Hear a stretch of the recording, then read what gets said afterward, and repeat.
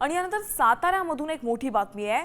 जिल्ह्याला पूर्व भागाला म्हणजेच दुष्काळी भागाला वळवाच्या पावसामुळे दिलासा मिळालाय। माण तालुक्यात पावसाने हजेरी लावली। गेली 8 ते 10 दिवसांपासून उन्हाची तीव्रता वाढत चाललेली होती।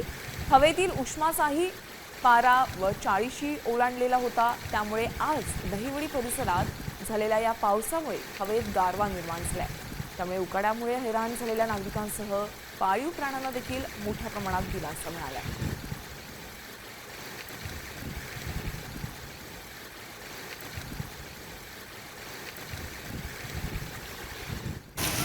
तर साताऱ्याला वादळी वाऱ्यासह पावसाने झोडपून काढले। अनेक ठिकाणी रस्त्यांवर पाणी साचल्याचंही पाहायला मिळालं।